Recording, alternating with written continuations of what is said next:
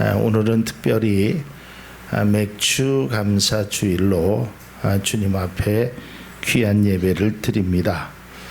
1년 중에 벌써 절반이 지나고 오늘 특별히 또한 후반기의 첫날 첫 주일로 이렇게 함께 예배드리는 모든 성도님들에게 하나님의 은혜와 또한 하나님의 특별하신 귀한 섭리와 긍휼하심이 넘치기를 주님의 이름으로 축복합니다. 이 맥주절은 하나님께서 이스라엘 백성들에게 출애굽기 23장 16절에 이렇게 명령하고 계셨습니다. 맥주절을 지키라. 이는 내가 수고하여 밭에 뿌린 것의 첫 열매를 거둠이라. 이것으로 명령한 것으로부터 시작되었습니다. 그러니까 처음 곡식을 그 열매를 추수해서 하나님께 드렸던 것이 바로 맥주절입니다.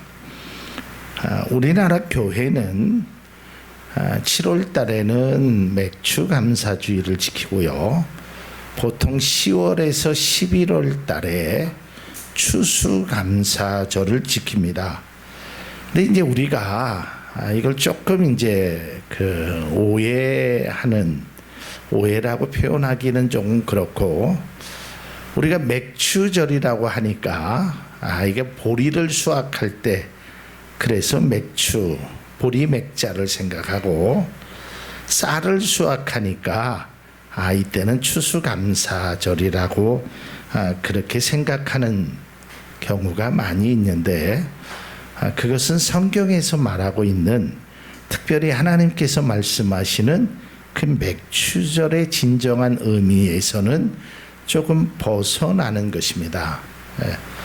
여러분, 우리나라는 예전에 그 농경 사회에 있기 때문에 우리는 그저 이 7월 달쯤 되면 이제 보리를 수확하는 것 때문에 이제 맥주절이라고 이렇게 기록되어 있는데, 좀 안타깝게도요, 여러분, 성경에는 맥주절이라는 말이 없습니다.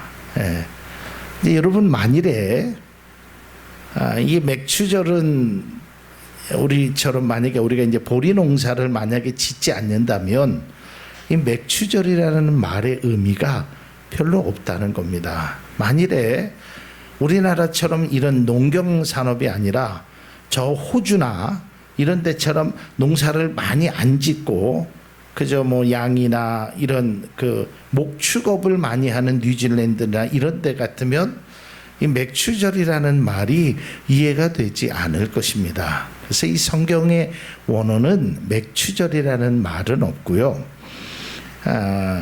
추수의 이거를 좀 한국말로 번역하면 추수의 축제일이다. 추수하는 것에 축제일이다라고 성경이 기록되어 있다는 것입니다.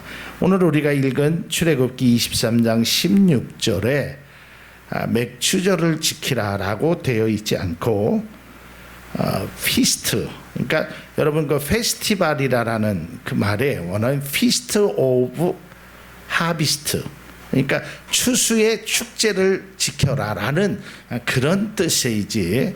그래서 이제 사람들이 아마도 한국 교회에서 맥주절을 지키지 않는 교회들이 종종 있습니다. 그리고 여러분들도 인터넷 같은 데 보면 이 맥주절을 지키는 것에 대해서 굉장히 비난의 글들이 많이 올라왔습니다. 저도 그 내용을 읽어봤는데 그 내용은 이 맥주절의 의미를 잘 몰라서 그래요. 왜 보리 농사도 짓지 않는데 지금 이런 농사를 짓지 않는데 무슨 맥주절을 지키냐라는 것입니다. 그러나 성경은 보리를 수확한 다음에 맥주절을 지키라라고 얘기한 것이 아니라 네가 뿌린 것에 열매를 거둘 때, 이것이 이제 나중에 좀 신학적으로 보면 이 맥주절이 오순절하고 이렇게 연결이 됩니다. 신학에 77절이라고 하기도 하고. 그러나 아무튼 이러한 과정 속에서 보면 이것은 농경사회가 아님에도 불구하고 오늘날 우리가 이 맥추절을 지키는 것은 성경적으로 절대로 벗어나거나 성경의 말씀에 위배되는 것이 아니라는 것입니다. 그래서 가끔가다 사람들이 특별히 그 예수 믿는 사람들을 흔드는 이단들이 이런 용어들을 많이 이야기합니다. 야, 맥추절이라는 말이 성경에 어디 있느냐? 그걸 가지고 왜 지키느냐? 근데 성경을 찾아보면 이게 이제 맥추절이라는 말이 우리나라 번역에나 있지 다른 영어나 다른 권에서는 이 맥추절이라는 말을 잘 모릅니다. 그리고 미국 같은 데는 맥추절이라는 것을 더더욱이나 알지 못해서 그들은 추수감사 예배만 드리고 있습니다. 근데 우리나라는 특별히 이 맥추감사절을 지키는 이유가 다른 것이 아니라 저도 많이 고민을 했어요. 그런데 제 마음 가운데 우리가 맥추절과 추수감사절 때만 감사하는 것이 아니라 우리는 1년 52주의 예배가 감사 예배가 되어야 된다. 그래서 특별히 7월 상반기가 다 끝나고 하반기 첫 때 되는 이 맥추절을 지키라는 그 하나님의 말씀에 우리가 상고하면서 이 주일을 지키는 것도 의미가 있다라는 생각에 이 맥추 감사 주일로 우리가 예배를 드리고 있다는 것입니다. 그러니까 이 맥추절의 사실은 의미는 이 맥추절이라는 말보다는 초실절이라는 말이 사실은 더 우리에게 필요한 말씀입니다. 이 초실절이라는 것은 첫 번의 것을 하나님 앞에 드려라라는 것입니다. 이걸 거둔 것이 감사하면 77절, 다시 말해서 49일이 지난 이후에 하나님 앞에 그런 감사를 할 것을 말하고 있다는 것입니다. 그래서 오늘 성경 말씀 신명기 16장에 있는 말씀을 근거로 우리가 그러면 제가 편의상 맥추절이라고 하겠습니다. 우리 한국 번역에는 그러니까 이 하나님이 지키라고 하는 이것을 어떻게 지켜야 되느냐, 어떠한 마음의 가짐을 가지고 이 맥추절에 우리가 하나님 앞에 감사해야 될까? 그 첫 번째는 바로 오늘 성경은 이렇게 기록되어 있습니다. 우리가 생각할 때 첫 번째의 것은 내게 주신 복입니다. 오늘 성경 말씀에도 하나님께서 이렇게 말씀합니다. 내게 주신 복을 따라서, 내게 복을 주신 것에 따라서 내가 감사하라라는 것입니다. 우리는 지난 6개월의 삶, 아니 평생의 삶을 통해서 하나님이 나에게 주신 복이 얼마나 크고 얼마나 귀한지를 우리가 인식해야 하는 것입니다. 받은 것이 없다고 생각하면 드릴 것이 없을 것입니다. 무엇을 받았는지조차 모른다면 감사하기는 어렵게 되는 것입니다. 이게 뭐든지 제가 그 추수감사절 때 그런 설교를 한번 한 적이 있습니다. 왜 사람들이 감사하지 않을까? 그 여러 가지 이유 중에서 한 가지가 당연하다라고 생각하는 겁니다. 내가 걸어 다니는 것도, 내가 밥을 먹는 것도, 내가 내 맘대로 행하는 것도 다 당연하지. 내가 태어났으니까 부모가 나에게 용돈을 주는 것도 당연한 거고, 부모가 내 필요한 것을 채워주는 것도 당연한 것이고, 여름에는 더운 것이 당연하고, 겨울에는 눈이 오는 것이 당연하고. 다시 말해서 하나님께서 내게 주신 복이 그저 당연하다라고 생각하는 것, 아니 복이라고 생각하지 않는 것입니다. 가끔가다 어른들이 이런 말씀을 하는 것을 경험해 봅니다. 철없는 아이들이나 또 철없는 생각을 가진 사람들이 얘기하면 가끔 어르신들이 야, 쟤는 복에 겨워서 저런 소리 하는 거야. 복에 겨워서. 이 말은 뭔 복을 받았는지도 모르고 저런 얘기를 한다라는 겁니다. 여러분, 오늘 이스라엘 백성들에게 하나님께서 너에게 주신 복, 너에게 복을 주신 대로 감사해라. 이 말은 너에게 복을 내리신 만큼 네가 감사해라. 그러니까 우리가 전제되어야 할 것은, 하나님 앞에 감사가 전제되어야 될 것은 내가 하나님으로부터 어떤 복을 받았는지를 알아야 돼. 제가 늘 말씀드리지만 이 신앙에 철이 들어야 돼. 이걸 깨닫지 못하면 하나님 앞에 감사할 게 없습니다. 뭘 감사해? 내가 열심히 노력해서 돈 벌었는데, 내가 열심히 공부해서 내가 대학에 들어갔는데, 우리 엄마 아빠는 나와 엄마 아빠로서 당연한 의무를 한 것뿐인데, 이렇게 생각하면 세상에 감사할 것이 아무것도 없습니다. 내가 돈 주고 사 먹었는데, 내 권리나 내 생각이 먼저 있는 것이지 아무런 감사할 것이 없습니다. 여러분 한번 생각해 보십시오. 그런 식으로 우리가 삶을 살아가면 이 세상에 감사할 것이 아무것도 없다는 거예요. 내 돈 갖고 내 맘대로 하는데. 그런데 여러분, 사실은 그렇지 않다라는 겁니다. 우리의 잘못된 생각이라는 것입니다. 요즘 사회적으로 큰 문제가 되는 것이 이 갑질이라는 것 아니겠습니까? 근데 그 사람들이 예전에는 그런 생각을 했어요. 야, 내가 재벌의 총수인데 내 돈 갖고 내가 월급 주는 기사한테 야, 이렇게 저렇게, 이게 뭐가 잘못이냐 라고 생각했던 시대가 몇십 년 전에는 그런 시대였어요.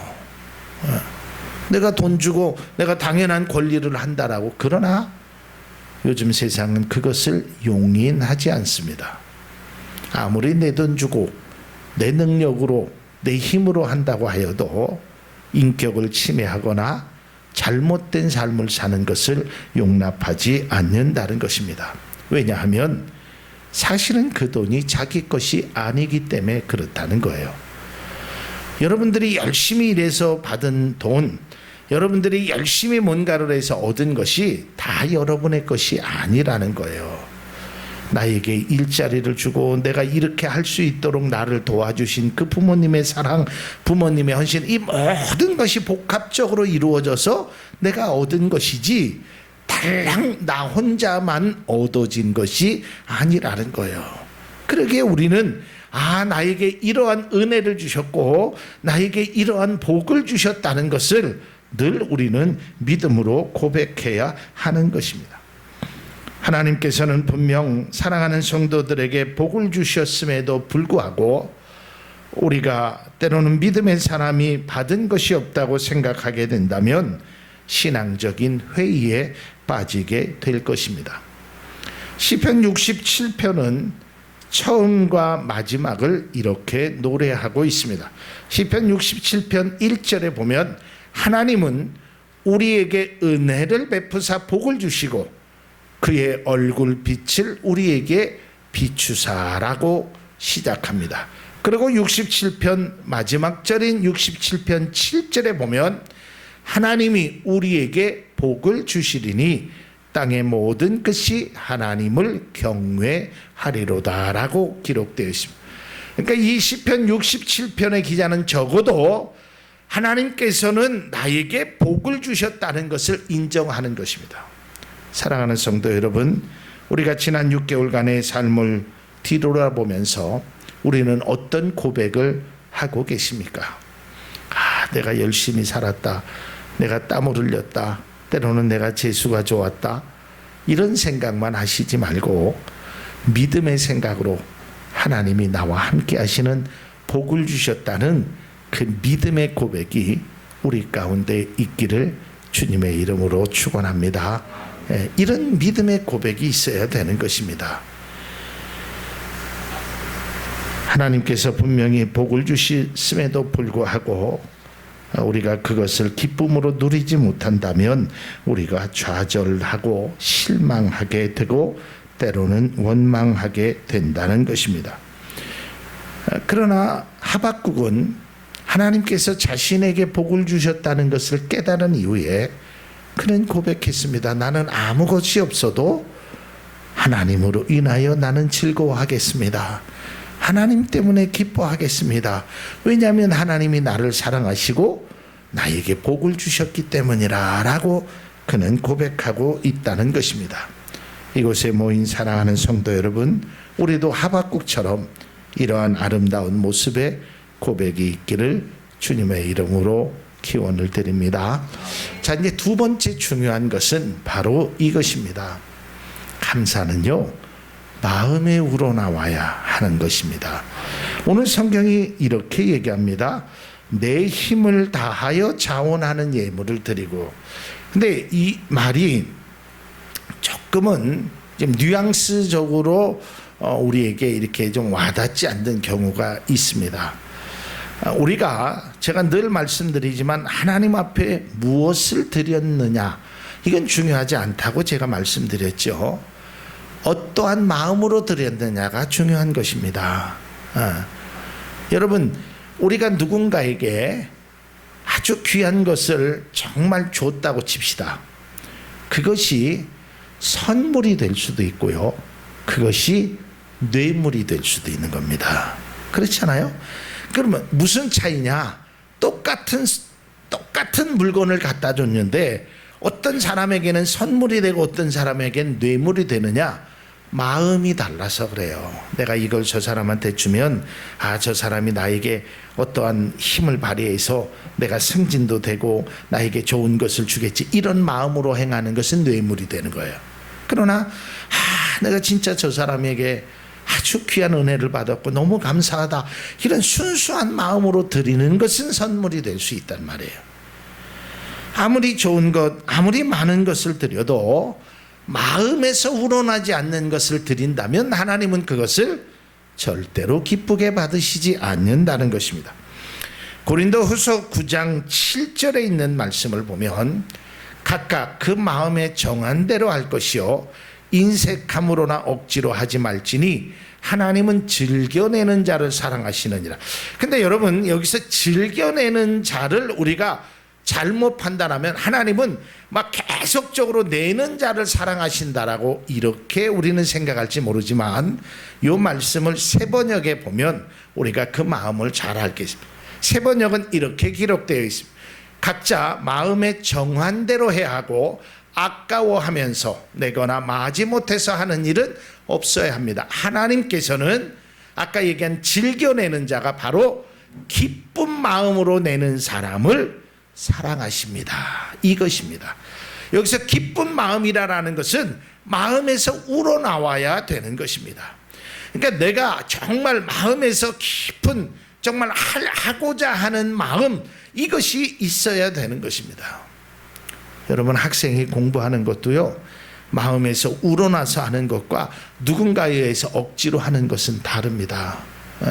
여러분, 가정에서 이 더운 날 이 남편을 위해서, 사랑하는 가족들을 위해서 밥을 해주는 것도요, 마음에서 우리 남편이, 우리 애들이 오늘 하루 힘들었으니까 내가 이렇게 헌신해야지, 이렇게 생각하고 하는 것은 맛을 떠나서 거기에는 깊은 영향이 담겨져 있습니다. 그런데 세상의 모든 사람들은 다 일식이 하는데 나이 먹어갖고 삼식이 한다라고 그 밥 세 끼 차려주는 걸 가지고 막 속에서 원망을 부리면 그 삼시세끼가 다 독약이 된다는 거예요. 이거는 과학적으로도 인정받은 겁니다. 여러분, 사람은요, 생명을 가진 사람이에요. 물에게도요, 여러분, 저주하고 얼음을 넣으면 육각수가 안 생긴다고 하잖아요. 이게 과학적으로 증명된 거예요. 그러니까 내가 어떤 마음을 가지고 행하느냐에 따라서 달라지는 거예요. 이런 꽃들도요, 내가 어떤 마음으로 행하느냐에 따라서 달라지는 겁니다. 하물며 하나님께서 우리가 드려지는 것을 마지못해서 하거나 마음에서 우러나지 않고 행한다는 것은, 그것은 바람직하지 못하다는, 물론 우리가 어떤 것을 잘 몰랐을 때 그러면 교육이라는 것이 필요합니다. 너는 이렇게 해야 된다, 너는 저렇게 해야 된다, 이런 것을 아이들에게 가르쳐 주듯이 또 우리가 신앙생활하면 이렇게 해야 됩니다. 저렇게 이것을 아는 것은 필요합니다. 그러나 아는 것을 행할 때는 이제는 여러분의 마음에서 우러나야 됩니다. 이게 안 되면 이것은 하나님 앞에 어떤 절기를 지키든 간에 하나님이 받으시지 않는다는 겁니다. 인색함으로나 억지로 하는 것이 아니라 기쁜 마음으로 행하라는 것입니다. 그래서 레위기 22장 29절에 보면 너희가 여호와께 감사 제물을 드리려거든 너희가 기쁘게 받으심이 되도록 드릴지라. 이게 레위기는 우리가 잘 아는 대로 거기 율법적인 것들이 많이 담겨져 있습니다. 그러니까 우리가 하나님 앞에 드려지는 예물, 드려지는 감사, 드려지는 헌신이 기쁜 마음이 될 수 있기를 바랍니다. 제가 늘 바라는, 오늘 우리 권사님 기도하면서 우리 교회가 이렇게 되기를 원합니다 라고 하시면서 기도하셨잖아요. 그 내용들을 우리가 잘 깨달아야 되고, 저는 정말 우리 교회가, 우리 성도님들이 교회에 오는 발걸음이 기쁨의 발걸음이 되기를 주님의 이름으로 소원합니다. 이게 진짜의 우리의 모습이 아니겠습니까? 여러분, 기쁜 마음으로 하나님 앞에 가면 우리의 태도나 우리의 마음이나 우리의 생각이 어떻겠어요? 그러나 마지못해서 할 수 없어서 의무적으로 그 일을 행한다면 그것은 바람직스럽지 않다라는 것입니다. 감사는 감사할 거리가 있거나 외부적인 조건 같은 것이 아니라 내 마음속에서 발견되어 있는 것으로 감사해야 한다는 것입니다. 이것이 바로 마음에서 우러나는 감사가 되는 것입니다. 오늘 하나님께서는 이스라엘 백성들에게 절기를 지키라고 말씀하면서 마음에 우러나는 것을 행하라. 그래서 바라기는 우리가 마음에서 우러나는 찬양을 드리고 마음에서 우러나는 기도를 드리고 마음에서 우러나는 감사를 드릴 수 있기를 바랍니다. 그 다음에 마지막에 아주 중요한 이 절기를 이렇게 지키라라고 말씀합니다. 세 번째는 이웃과 함께 나누라는 것입니다. 저도 이 맥추절 때 또 추수감사절 때 이 설교를 했고 설교도 많이 들어봤는데 저는 참 제가 참 부족하다는, 이번에 새로운 걸 또 하나 깨달았어요. 야, 맥추절에 이런 것이 있었구나라는 것을 말씀을 준비하면서 이번에 깨달았는데, 그게 뭐냐면 이웃과 함께 하면서 이 맥추절에는요 하나님께서 유교병을 먹으라 그럽니다. 이 사실 유교병이라는 말이 좀 말이 잘못된 건데 이겁니다. 자, 이스라엘 백성은 떡을 할 때 누룩을 넣지 않습니다. 그러니까 무교병입니다. 무교병. 그것이.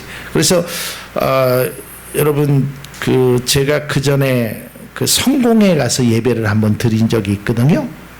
그러면 저는 천주교는 안 가봤는데 성공회에서 예배를 드리면 그 신부님이 예배 시간에 성찬식을 하잖아요. 성찬식을. 근데 우리처럼 이렇게 떡을 이렇게 돌리는 것이 아니라 직접 입에다 넣어주시더라고요. 직접 신부님이. 그리고 잔도 제가 기억으로는 우리처럼 뭐 이렇게 조그만 잔을 주는 게 아니라 그냥 한 모금씩 마시는 거예요, 잔을. 그리고 나머지는 신부님이 이제 마지막으로 다 마시는 장면을 봤는데, 그렇게 작은 떡, 그러니까 우리나라 과자로 말하면 그 새우칩 같은 거 이런 거를 입에 넣어줍니다. 근데 맛이 하나도 없어요. 왜냐면 뭐 아무것도 안 들어가요. 누룩도 안 들어가고 설탕도 안 들어가고 소금도 아무것도 안 들어가는 거예요. 그래서 하나님은 아무것도 안 들어가는 것을 먹으라라고 이야기를 하십니다. 그런데 유독 이 맥추절이라고 지키는 이때만큼은 누룩을 넣어라. 난 굉장히 은혜를 받아가. 이게 왜 그럴까? 왜냐하면 다른 절기는 자신들끼리만 지키는 겁니다. 그러니까 이스라엘 백성들끼리만. 그러나 이 절기는 이웃과 함께, 또 물론 다른 절기도 이웃에게 나눠주라라고 하지만 이웃과 함께 아까 얘기했죠. 페스티벌, 축제를 해라. 그런데 여러분 한번 생각해 보십시오. 만약에 한국 사람들이, 우리 교회가 만약에 축제를 하는데 외국인들을 많이 초청했다고 칩시다. 그래 놓고 나서 우리가 한국 사람이니까 우리가 그동안 했던 대로 된장찌개나 고추장이나 매운 고추나 우리가 먹는 것만 차려놓으면 그 사람들이 못 먹잖아요. 그러니까 하나님께서 이날만큼은 누룩을 넣어서 그들과 함께 해라라고 하나님께서 허락하셨다는 거예요. 여기서 참 하나님의 사랑을 느낄 수 있다는 겁니다. 이 수확의 기쁨을 그들과 함께 나누라는 겁니다. 그리고 함께 즐기라는 것입니다. 원래 이게 이스라엘의 그 절기는 예전의 것을 생각하는 어떤 그 묵상과 고난의 의미를 발견하는, 그게 이제 유월절이게 되고요. 초막절이 되고요. 그런데 이 77절, 이 맥추절이라고 생각하는 이 절기에서는 축제를 하는 겁니다. 이웃과 함께. 오늘 성경 말씀 신명기 16장 11절에 보면 너와 내 자손과 노비와 내 성중에 있는 레위인과 및 너희 중에 있는 객과 고아와 과부가 함께 내 하나님 여호와께서 자기의 이름을 두시려고 택하신 곳에서 내 하나님 여호와 앞에서 즐거워할지는, 막 꽹과리 울리고요, 막 축제를 하라라는 것입니다. 그러면서 하나님께서 여기에서 말씀하는 것이 뭐냐면 바로 이 연약한 사람들, 이 작은 자들을 너희들이 관심을 가질 것을 말하고 있어요. 그래서 하나님께서 한 번도 그런 말씀을 하지 않았어요. 너희들이 떡을 만들거든 무교병의 떡을 만들 것을 항상 명령하셨는데, 이 맥추절이라고 기록되어 있는 이 절기에만큼은 그런 것까지도 다 하나님께서 허물으셨다는 거예요.